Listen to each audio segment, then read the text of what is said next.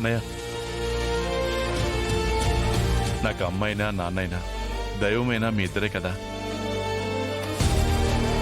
నువ్వు నాకిచ్చిన ఈ బాధ్యత నేను సక్రమంగా నిర్వర్తించాలని నన్ను ఆశీర్వదించండి.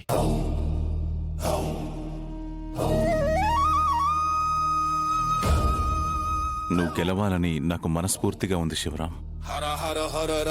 మంచి మనసుతో ప్రవర్తించు. మంచి మనసులో గెలుచుకునే ప్రయత్నం చెయ్యి. అప్పుడు నువ్వే గెలుస్తావు శివయ్య. కానీ ఆద్య ఏమైపోతుందో అని బాధేస్తోంది. నువ్వు గెలిస్తే చారుకి సీనుకి పెళ్లి చేస్తానన్నావు. అదే జరిగితే ఆద్య బ్రతుకు ఏమైపోతుంది? అదే ఉందన్నయ్య, ఈ రోజుల్లో ఒక మగాడికి 2 పెళ్ళాలు లేరా? అలాగే ఆద్య కూడా ఉంటుంది. శివయ్య శివయ్య అందరం బాగుండాలంటే అందరికీ న్యాయం జరగాలి కదా వదిన. న్యాయం పేరుతో మన వివాహ వ్యవస్థని అవమానిస్తున్నావా? వ్యవస్థల కంటే వ్యక్తులు సంతోషంగా ఉండటం ముఖ్యం కదా వదిన. ఏంటయ్యా ఇది?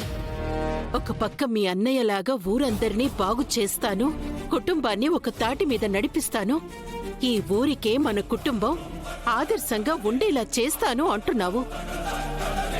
ఇంకో పక్క ఒక మగాడికి 2 భార్యలు ఉండొచ్చు అంటున్నావు. మనింట్లోనే ఇలా జరిగితే మన ఊళ్ళో నువ్వు ఆదర్శంగా ఎలా నిలుస్తావు? అప్పుడు ఒక పని చేద్దాంలే అక్క. ఆ ముగ్గురిని మన ఇంట్లో ఉంచుకోవద్దు, బయటికి పంపించేద్దాం. లేదంటే ఆద్యకి సీనుకి విడాకులు ఇప్పించేద్దాం.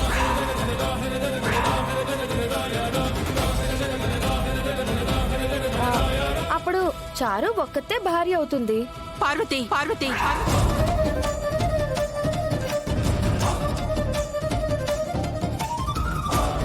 అంటే ఆ అవకాశం కూడా ఉంది అంటున్నాను.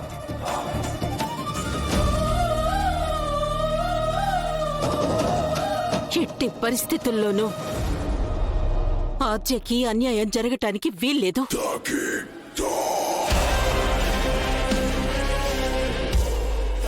అన్నయ్య, నేను వెళ్ళొస్తాను. నేను కూడా వెళ్తాను.